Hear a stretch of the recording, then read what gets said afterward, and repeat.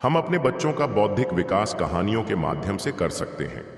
इसीलिए बच्चों को कहानी कुछ इस प्रकार सुनाना चाहिए कि जिससे बच्चे के अंदर कहानी सुनने की जिज्ञासा बढ़े। जैसे कि कहानी में आगे क्या होने वाला है तथा कौन सही और कौन गलत था, इसमें अंतर करने की समझ हो सके।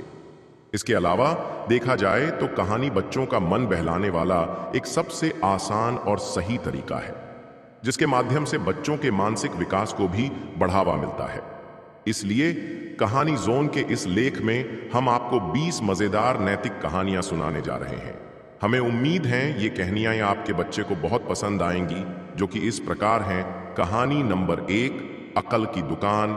एक था रौनक, जैसा नाम वैसा रूप। अकल में भी उसका मुकाबला कोई नहीं कर सकता था। एक दिन उसने घर के बाहर बड़े बड़े अक्षरों में लिखा, यहां अकल बिकती है। उसका घर बीच बाजार में था। हर आने जाने वाला वहां से जरूर गुजरता था। हर कोई बोर्ड देखता, हंसना और आगे बढ़ जाता। रौनक को विश्वास था कि उसकी दुकान एक दिन जरूर चलेगी। एक दिन एक अमीर महाजन का बेटा वहां से गुजरा। दुकान देखकर उससे रहा नहीं गया। उसने अंदर जाकर रौनक से पूछा, यहां कैसी अक्ल मिलती है और उसकी कीमत क्या है? उसने कहा, यह इस बात पर निर्भर करता है कि तुम इस पर कितना पैसा खर्च कर सकते हो। गंपू ने जेब से 1 रुपया निकालकर पूछा, इस रुपए के बदले कौन सी अक्ल मिलेगी और कितनी? भाई, 1 रुपए की अक्ल से तुम 1 लाख रुपया बचा सकते हो। गंपू ने 1 रुपया दे दिया। बदले में रौनक ने एक कागज पर लिख कर दिया, जहां 2 आदमी लड़ झगड़ रहे हों, वहां खड़े रहना बेवकूफी है। गंपू घर पहुंचा और उसने अपने पिता को कागज दिखाया। कंजूस पिता ने कागज पढ़ा तो वह गुस्से से आग बबूला हो गया। गंपू को कोसते हुए वह पहुंचा, अक्ल की दुकान। कागज की पर्ची रौनक के सामने फेंकते हुए चिल्लाया, वह रुपया लौटा दो जो मेरे बेटे ने तुम्हें दिया था। रौनक ने कहा, ठीक है, लौटा देता हूं, लेकिन शर्त यह है कि तुम्हारा बेटा मेरी सलाह पर कभी अमल नहीं करेगा। कंजूस महाजन के वादा करने पर रौनक ने रुपया वापस कर दिया। उस नगर के राजा की 2 रानियां थीं। एक दिन राजा अपनी रानियों के साथ जौहरी बाजार से गुजरा। दोनों रानियों को हीरों का एक हार पसंद आ गया। दोनों ने सोचा, महल पहुंचकर अपनी दासी को भेजकर हार मंगवा लेंगी। संयोग से दोनों दासियां एक ही समय पर हार लेने पहुंची। बड़ी रानी की दासी बोली, मैं बड़ी रानी की सेवा करती हूं, इसलिए हार मैं लेकर जाऊंगी। दूसरी बोली, पर राजा तो छोटी रानी को ज्यादा प्यार करते हैं, इसलिए हार पर मेरा हक है। गंपू उसी दुकान के पास खड़ा था। उसने दासियों को लड़ते हुए देखा। दोनों दासियों ने कहा, वे अपनी रानियों से शिकायत करेंगी। जब बिना फैसले के वे दोनों जा रही थीं, तब उन्होंने गंपू को देखा। वे बोलीं, यहां जो कुछ हुआ तुम उसके गवाह रहना। दासियों ने रानी से और रानियों ने राजा से शिकायत की। राजा ने दासियों की खबर ली। दासियों ने कहा, गंपू से पूछ लो, वह वहीं पर मौजूद था। राजा ने कहा, बुलाओ गंपू को गवाही के लिए, कल ही झगड़े का निपटारा होगा। इधर गंपू हैरान, पिता परेशान। आखिर दोनों पहुंचे अक्ल की दुकान। माफी मांगी और मदद भी। रौनक ने कहा, मदद तो मैं कर दूं, पर अब जो मैं अक्ल दूंगा उसकी कीमत है 5,000 रुपए। मरता क्या न करता। कंजूस पिता के कुढ़ते हुए दिए 5,000। रौनक ने अक्ल दी कि गवाही के समय गंपू पागलपन का नाटक करें और दासियों के विरुद्ध कुछ न कहे। अगले दिन गंपू पहुंचा दरबार में, करने लगा पागलों जैसी हरकतें। राजा ने उसे वापस भेज दिया और कहा, पागल की गवाही पर भरोसा नहीं कर सकते। गवाही के अभाव में राजा ने आदेश दिया, दोनों रानी अपनी दासियों को सजा दें, क्योंकि यह पता लगाना बहुत ही मुश्किल है कि झगड़ा किसने शुरू किया। बड़ी रानी तो बड़ी खुश हुई, छोटी को बहुत गुस्सा आया। गंपू को पता चला कि छोटी रानी उससे नाराज हैं, तो वह फिर अपनी सुरक्षा के लिए परेशान हो गया। फिर पहुंचा अक्ल की दुकान। रौनक ने कहा, इस बार अक्ल की कीमत 10,000 रुपए। पैसे लेकर रौनक बोला, एक ही रास्ता है, तुम वह हार खरीद कर छोटी रानी को उपहार में दे दो। गंपू सकते में आ गया, बोला, अरे ऐसा कैसे हो सकता है, उसकी कीमत तो 1 लाख रुपए है। रौनक बोला, कहां था ना उस दिन जब तुम पहली बार आए थे कि 1 रुपए की अक्ल से तुम 1 लाख रुपए बचा सकते हो। इधर गंपू को हार खरीद कर भेंट करना पड़ा, उधर अक्ल की दुकान चल निकली। कंजूस महाजन सिर पीट कर रह गया। नंबर 2, पप्पू की अनोखी होशियारी। एक गांव में पप्पू नाम का एक आदमी रहता था। पप्पू को लगता था कि वो दुनिया का सबसे होशियार आदमी है और हर काम में उसका कोई जवाब नहीं। एक दिन उसने सोचा कि गांव वालों को अपनी होशियारी दिखानी चाहिए। उसने गांव में घोषणा कर दी कि वो एक गधे को गाय की तरह दूध देने के लिए तैयार कर सकता है। गांव वाले सुनकर हैरान थे और उसे पागल समझ रहे थे, लेकिन पप्पू की शरारतें देखने का मजा ही कुछ और था। सो सब लोग इकट्ठा हो गए। पप्पू ने एक बड़े से बर्तन में पानी भर दिया और उसमें सफेद चूना मिला दिया ताकि वो दूध जैसा दिखे। फिर उसने गधे के पास जाकर उसे प्यार से थपथपाते हुए कहा, चलो मेरे दोस्त, अब अपने दूध की शक्ति दिखाओ। गधा तो गधा ही था। उसने उल्टे लात मारकर पप्पू को गिरा दिया और उसके ऊपर पूरी बाल्टी का दूध गिर गया। पप्पू के चेहरे से लेकर कपड़ों तक सब सफेद हो गया और वो पूरी तरह भीग चुका था। गांव वाले ठहाके लगाकर हंसने लगे। पप्पू ने सोचा कि उसे कोई चालाकी करनी चाहिए और बोला, देखो, इस गधे ने तो मुझे खुद अपने दूध का हिस्सा दे दिया। ये प्यार का प्रतीक है। लेकिन पप्पू का यह बयान सुनकर गांव वाले और भी जोर से हंसने लगे और बोले, अरे पप्पू, प्यार से तो सही, पर यह गधा तेरे प्यार को जरा अजीब तरीके से समझता है। गांव के लोग पप्पू के इस कारनामे को लेकर हंसी ठिठोली करते रहे और पप्पू खुद अपनी बेवकूफी पर हंसता झुंझलाता घर लौट गया। उस दिन के बाद गांव में कोई पप्पू के कारनामे भूल नहीं पाया और हर बार पप्पू कुछ नया करता, लोग उसकी इस दूध वाली होशियारी को याद करके पेट पकड़कर हंसने लगते। नंबर 3, गोलू और उसकी जादुई टोपी। एक छोटा सा लड़का था जिसका नाम था गोलू। गोलू बहुत ही शरारती और जिज्ञासु था। एक दिन वह अपने दादा के पुराने कमरे में खेल रहा था। वहां उसे एक बहुत ही अजीब सी टोपी मिली। यह टोपी आम टोपियों से बिल्कुल अलग थी।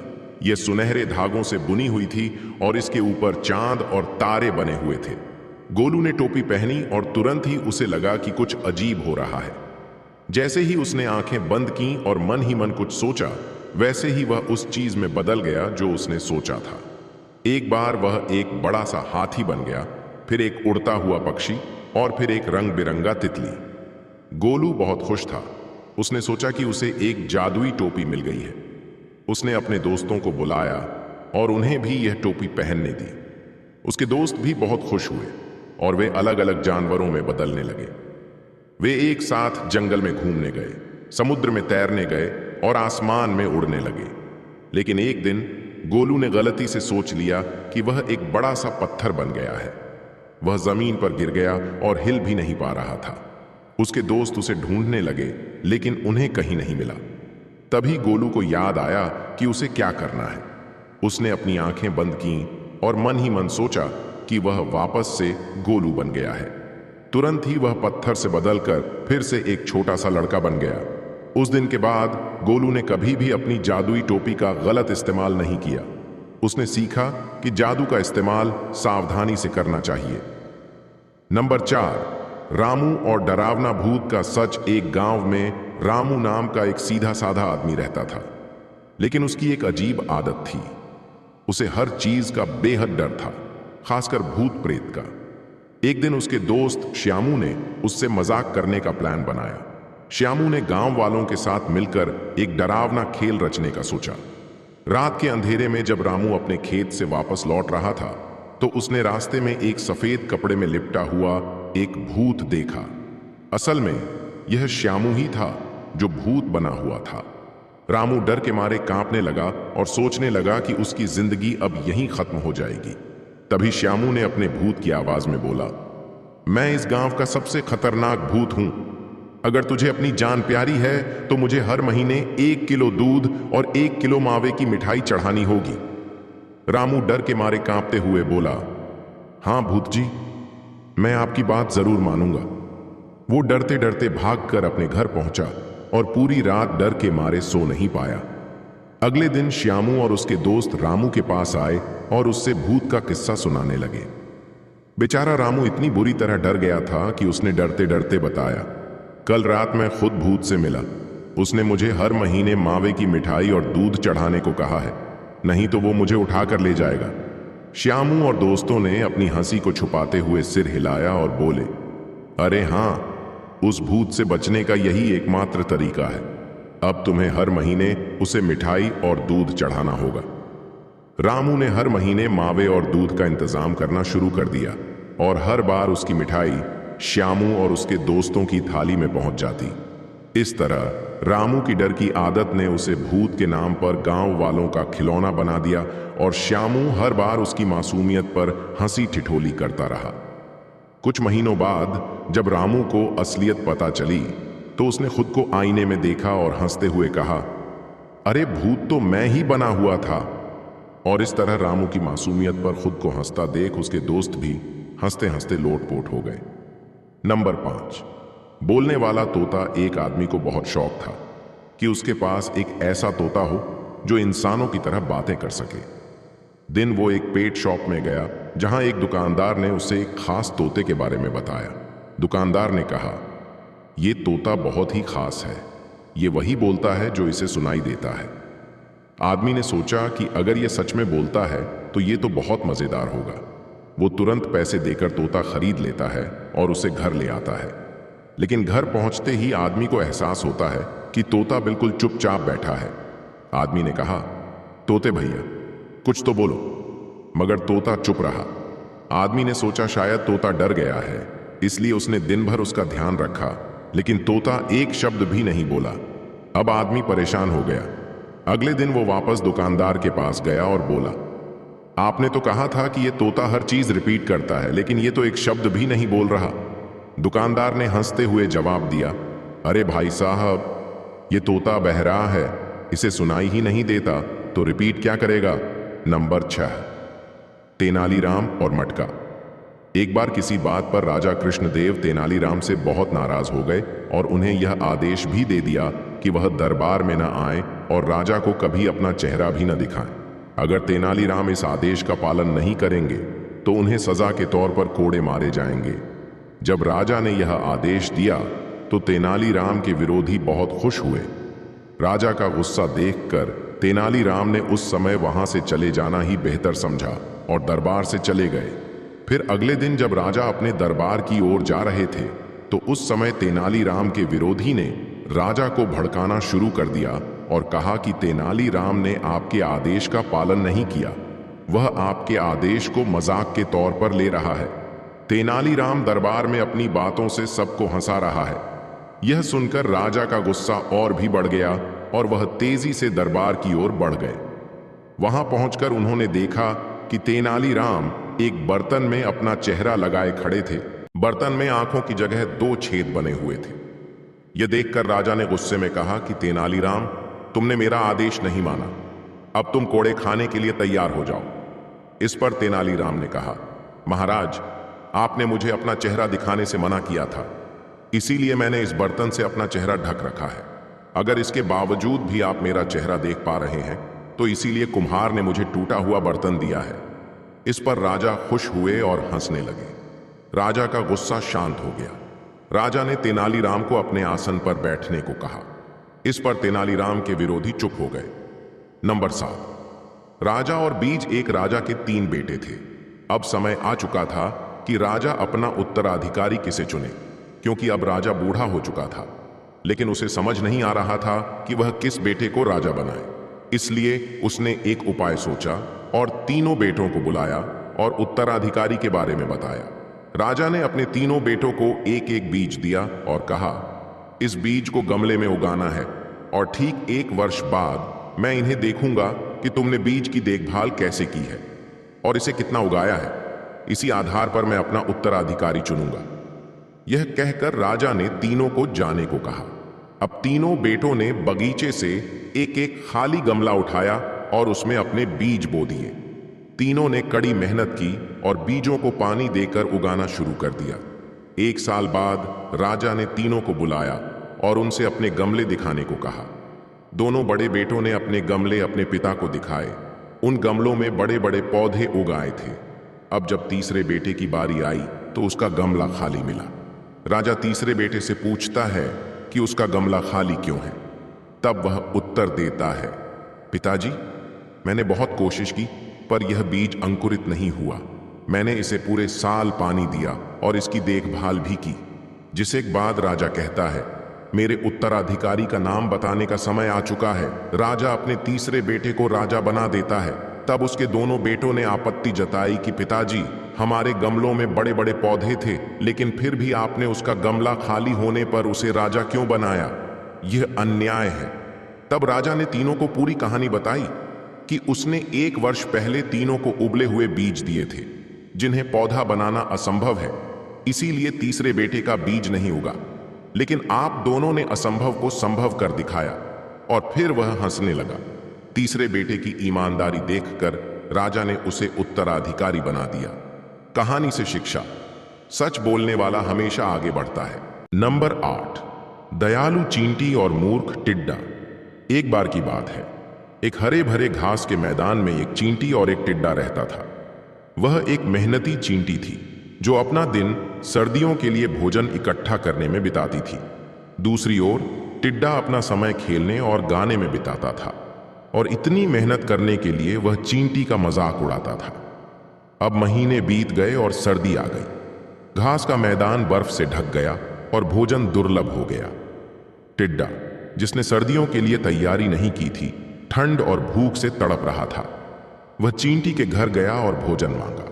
चींटी ने दयालुता दिखाते हुए अपना भोजन टिड्डा के साथ साझा किया। टिड्डा ने एक मूल्यवान सबक सीखा और तब से उसने कड़ी मेहनत करने और भविष्य के लिए तैयारी करने का फैसला किया। कहानी से शिक्षा, तैयार रहना और कड़ी मेहनत करना जरूरी है, लेकिन दयालु होना और जरूरतमंदों की मदद करना भी जरूरी है। नंबर 9, ताकतवर कछुए की मूर्खता। एक झील में एक कछुआ रहता था जिसके पास एक मजबूत खोल था। यह खोल उसको दुश्मनों से बचाता था। कई बार खोल की वजह से उसकी जान बच गई। एक बार एक भैंस तालाब में पानी पीने आई। भैंस का पैर विशाल पर पड़ गया, लेकिन विशाल को चोट नहीं लगी। खोल की वजह से उसकी जान बच गई। वह बहुत खुश था क्योंकि बार बार उसकी जान बच रही थी। यह खोल कुछ ही दिनों में विशाल को भारी लगने लगा। उसने सोचा कि उसे इस खोल से बाहर निकलकर जीवन जीना चाहिए। अब मैं ताकतवर हो गया हूं, मुझे खोल की जरूरत नहीं है। अगले दिन विशाल ने खोल को तालाब में ही छोड़ दिया और इधर उधर घूमने लगा। अचानक हिरणों का एक झुंड तालाब में पानी पीने आया। बहुत सी मादा हिरणियां अपने बच्चों के साथ पानी पीने आई थीं। उन मादा हिरणियों के पैरों से विशाल को चोट लग गई। वह रोने लगा क्योंकि आज उसने अपना कवच नहीं पहना था, जिसकी वजह से उसे बहुत चोट लग रही थी। विशाल रोता हुआ तालाब पर वापस गया और कवच पहन लिया। कहानी से शिक्षा, प्रकृति ने जो भी दिया है उसे सम्मान के साथ स्वीकार करना चाहिए, अन्यथा जीवन खतरे में पड़ सकता है। नंबर 10, बिच्छू और संत। बिच्छू अपने स्वभाव के चलते आक्रामक रहता है। वह हमेशा दूसरों को नुकसान पहुंचाता है। वही संत स्वभाव से शांत होते हैं जो दूसरों के कल्याण के लिए काम करते हैं। बरसात का दिन था। एक बिच्छू नाली में तेजी से बह रहा था। संत ने बिच्छू को नाली में बहते देखा। उन्होंने उसे हाथ से पकड़ा और बाहर निकाला। अपने स्वभाव के कारण बिच्छू ने संत को डंक मारा और नाली में गिर गया। संत ने फिर हाथ से बिच्छू को बाहर निकाला। बिच्छू ने फिर संत को डंक मारा। ऐसा 2-3 बार और हुआ। वैद्यराज का घर पास में ही था। वे संत को देख रहे थे। वैद्यराज दौड़े हुए आए। उन्होंने एक डंडे की सहायता से बिच्छू को दूर फेंक दिया। उन्होंने संत से कहा, आप जानते हैं कि बिच्छू का स्वभाव नुकसान पहुंचाना है, फिर भी आपने उसे अपने हाथ से बचाया। आप ऐसा क्यों कर रहे थे? संत ने कहा कि यदि वह अपना स्वभाव नहीं बदल सकता तो मैं अपना स्वभाव कैसे बदल सकता हूं। कहानी से शिक्षा, विपरीत परिस्थितियों में भी अपना स्वभाव नहीं बदलना चाहिए। नंबर 11, रामकृष्ण परमहंस और विषधर गांव के बाहर एक बहुत बड़ा पीपल का पेड़ था। यह पेड़ 200 साल से भी ज्यादा पुराना था। गांव के लोग उस पेड़ के नीचे नहीं जाते थे। वहां एक भयानक जहरीला सांप रहता था। कई बार उसने चारा खा रही बकरियों को काट लिया था। गांव के लोग उससे डरते थे। रामकृष्ण परमहंस गांव में आए थे। लोगों ने उनसे उस जहरीले सांप का इलाज करने को कहा। रामकृष्ण परमहंस उस पेड़ के नीचे गए और जहरीले सांप को बुलाया। जहरीला सांप गुस्से में परमहंस जी के सामने खड़ा हो गया। परमहंस ने जहरीले सांप को जीवन का ज्ञान दिया और वहां से चले गए। जहरीला सांप अब शांत हो गया, उसने किसी को नहीं काटा। गांव के लोग भी बिना किसी डर के उस पेड़ के नीचे जाने लगे। एक दिन जब रामकृष्ण परमहंस गांव लौटे, उन्होंने देखा कि बच्चे पीपल के पेड़ के नीचे खेल रहे थे। वे जहरीले सांप को परेशान कर रहे थे। जहरीला सांप कुछ नहीं कर रहा था। यह देखकर उसने बच्चों को डांटकर भगा दिया और जहरीले सांप को अपने साथ ले गया। कहानी से शिक्षा, संत की संगति में बुरे लोग भी अच्छे बन जाते हैं। नंबर 12, खुद का नुकसान। शहर में एक छोटी सी दुकान थी जिसमें चिप्स, पापड़, टॉफी, बिस्किट आदि मिलते थे। यह दुकान अब्दुल मियां की थी। उनकी हालत के बारे में सभी जानते थे, इसलिए न चाहते हुए भी आस पड़ोस के लोग कुछ सामान खरीद लेते थे ताकि अब्दुल मियां कुछ पैसे कमा सकें। दुकान में चूहों ने भी डेरा जमा लिया था। एक के बाद एक शरारती चूहे दुकान पर आ गए थे। ये चूहे टॉफी और बिस्किट को नुकसान पहुंचाने लगे थे। अब्दुल बहुत परेशान था। उसे समझ में नहीं आ रहा था कि इस शरारत से कैसे बचा जाए। एक दिन अब्दुल बैठा था और 3-4 चूहे आपस में लड़ रहे थे। अब्दुल को गुस्सा आया और उसने चूहों को डंडे से मारा। चूहे उछलकर भाग गए, लेकिन डंडे से इतनी जोर से मारा गया कि टॉफी वाला कांच का जार टूट गया। इससे और भी बड़ा नुकसान हुआ। कहानी से शिक्षा, गुस्से में कोई काम नहीं करना चाहिए, इससे खुद को नुकसान होता है। नंबर 13, सूरज और हवा। एक दिन सूरज और हवा अपनी बहादुरी की कहानियां सुना रहे थे। सूरज ने कहा कि वह अधिक शक्तिशाली है और हवा ने कहा कि वह अधिक शक्तिशाली है। दोनों ने तय किया कि वे एक प्रतियोगिता करेंगे। दोनों एक बड़े मैदान के सामने खड़े हो गए। उन्होंने तय किया कि वे इस मैदान से गुजरने वाले पहले यात्री पर ध्यान केंद्रित करेंगे। सूरज और हवा में से जो यात्री को अपने कपड़े उतारने के लिए मजबूर करेगा, वह अधिक शक्तिशाली होगा। हवा बहुत तेजी से बहने लगी। उस व्यक्ति के कपड़े उड़ने लगे। उसके लिए चलना मुश्किल हो गया, लेकिन जितना उसके कपड़े उड़ने की कोशिश करते, वह उतना ही उन्हें अपने शरीर से कसकर बांधता। यह देखकर हवा को गुस्सा आ गया। यह इतनी तेजी से बहने लगी कि यह एक तूफान जैसा लगने लगा। अपनी सुरक्षा के लिए वह व्यक्ति एक कोने में खड़ा हो गया। अंत में हवा थक गई, लेकिन वह उस व्यक्ति के कपड़ों का एक भी टुकड़ा नहीं उतार सकी। जब हवा के झोंके बंद हो गए तो वह व्यक्ति फिर से आगे बढ़ा। वह यह देखकर हैरान रह गया कि अचानक सूरज चमकने लगा और गर्मी बढ़ने लगी। बात यह थी कि अब सूर्य की कोशिश की बारी थी। सूर्य ने न तो गुस्सा किया और न ही ज्यादा बल प्रयोग किया। वह बस आराम से चमकता रहा। आखिरकार उस आदमी को गर्मी लगने लगी। गर्मी से परेशान होकर उसने अपने कपड़े उतार दिए। पास में ही एक नदी बहती थी।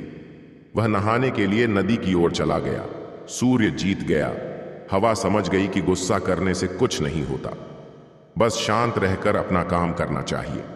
जो काम शांत व्यक्ति कर सकता है, वही काम गुस्से वाले व्यक्ति के लिए करना मुश्किल होता है। नंबर 14, यह सडी डीडीएच कहा जाती है। भीखू हलवाई का बेटा बच्चू बड़ा ही मनमौजी था। मन करे तो कर लो, नहीं तो रहने दो, जब करना होगा कर लेंगे। एक दिन उसने दुकान से जलेबियों से भरी प्लेट ली। वह गांव से बाहर जाने वाली सड़क के किनारे बैठ गया और जलेबियां खाने लगा। तभी एक थका हुआ यात्री वहां आया।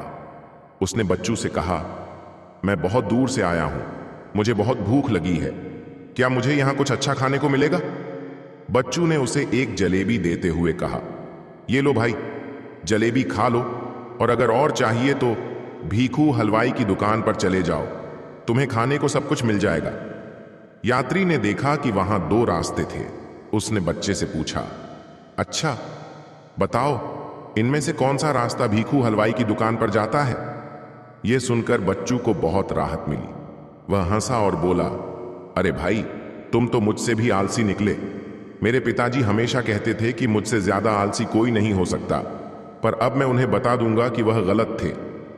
यात्री समझ नहीं सका कि आखिर मामला क्या है। उसने तो सिर्फ रास्ता पूछा था, इसमें आलसी होने की क्या बात थी?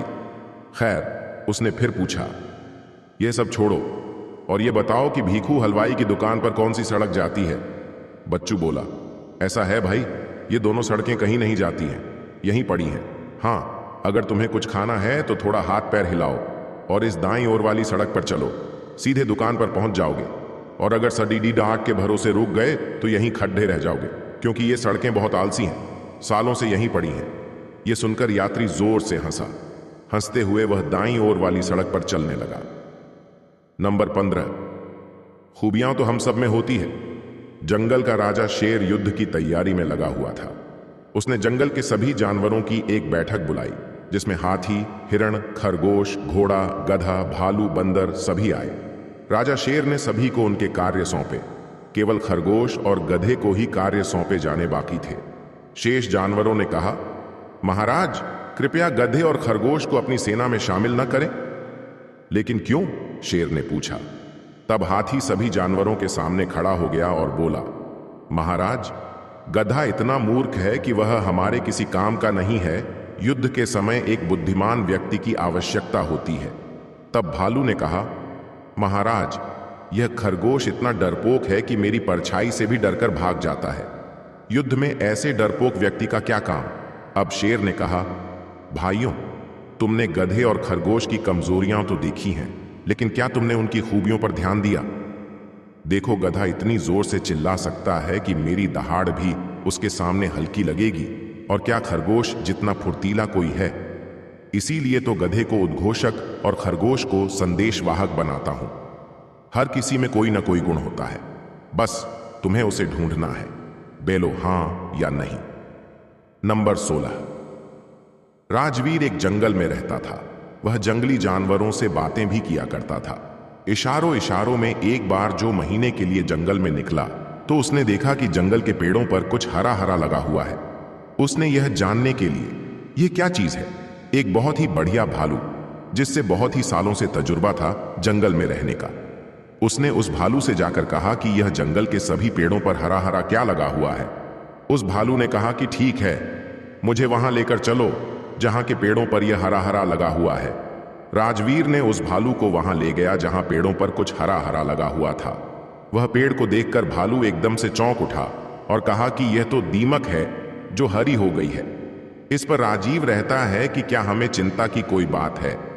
इस पर भालू कहता है कि हाँ हाँ, इस पर तो बहुत चिंता की बात है, क्योंकि यह दिमाग से, यह हरी दीमक से पूरे पेट खराब हो जाएंगे और पूरा जंगल बर्बाद हो जाएगा। इस पर राजगीर कहता है कि फिर तो हमें इस पर कुछ करना चाहिए।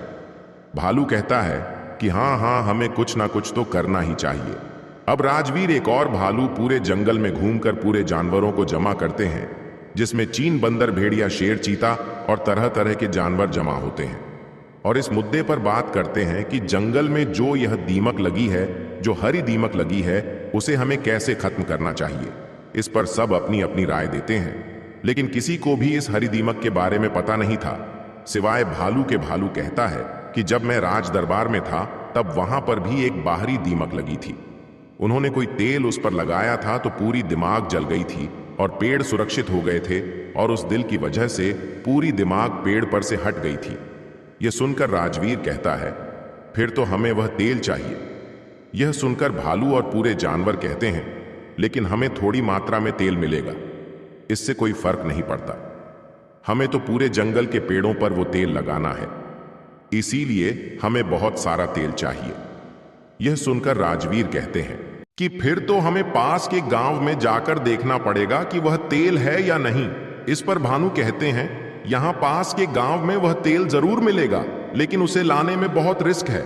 यह सुनकर राजू रहता है कि हरीश है तो चलेगा ना, क्योंकि हमारा जंगल अगर खत्म हो गया तो हमें वैसे ही इसको झेलना पड़ेगा। हम जंगल के सारे जानवर और राजवीर मिलकर प्लेन बदलते हैं। गांव से वह तेल कैसे लाएंगे जिसकी वजह से जंगल के पेड़ों की दीमक को हटाया जाए। प्लेन ऐसा बनता है कि सबसे पहले चील उड़ते हुए गांव के आसपास का नजारा देखती है कि कहीं इंसान तो नहीं है वहां पर, क्योंकि वह रात में जाते हैं, और जब हमें कोई नहीं दिखाई देता है तो राजगीर शेर के ऊपर बैठकर जाता है और तेल निकाल कर लेता है, और वह तेल नदी में फेंक देता है।